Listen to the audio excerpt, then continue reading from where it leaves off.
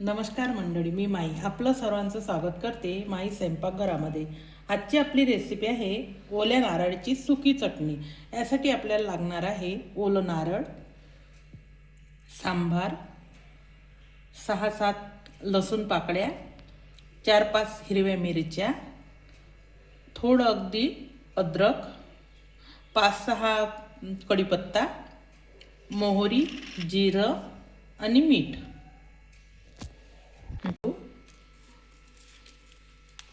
लसूण पाकळ्या, हिरवी मिरची, अद्रक,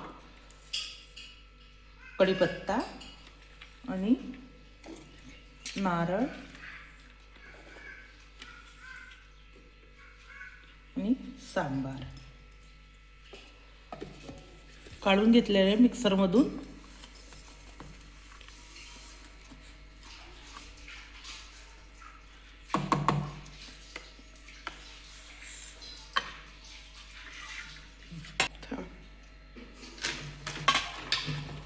आपलं तेल तापलेलं आहे।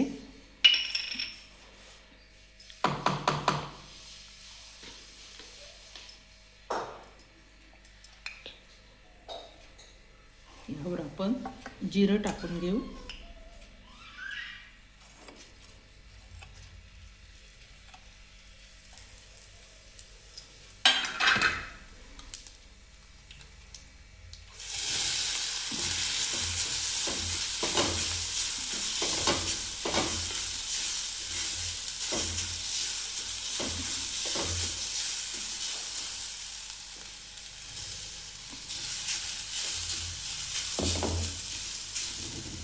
हे आपल्याला मंद आचेवर भाजायचं आहे। हे असं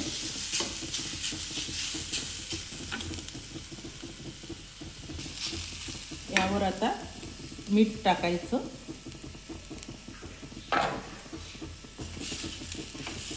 आणि हे असं खोरत राहायचं, म्हणजे कढईला लागू नये।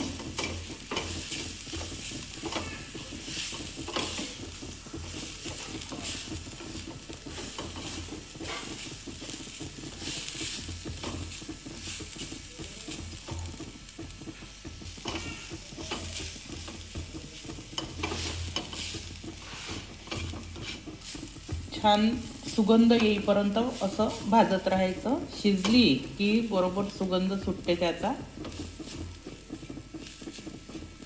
मंद याच्यावरच भाजत राहायची।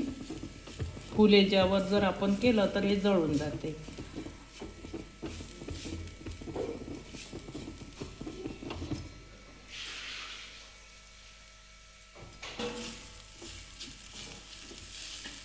स्पीड मध्ये मध्ये कमी जास्त करत राहायचा।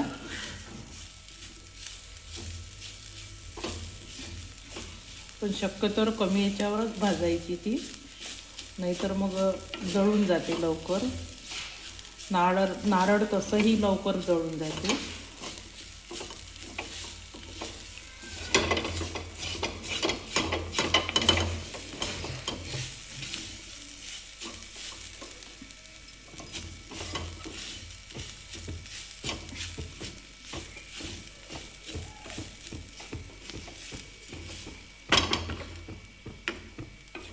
सुगंध सुटलेला आहे। आपली नारळाची चटणी तयार झालेली आहे। जवळपास याला 2 ते 3 मिनिटं शेकायला लागले।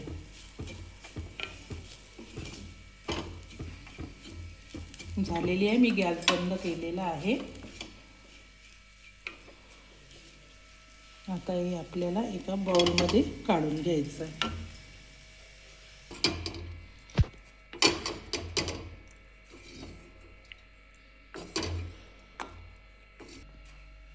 ही चटणी तुम्ही कशाही सोबत खाऊ शकता आणि खूप चविष्ट लागते। जरूर करून बघा। अर्ध्या नारळाची चटणी आहे ही। तुम्हाला हा व्हिडिओ आवडला असल्यास लाईक करा आणि असेच नवनवीन व्हिडिओ बघण्यासाठी चॅनलला सबस्क्राईब करा। धन्यवाद।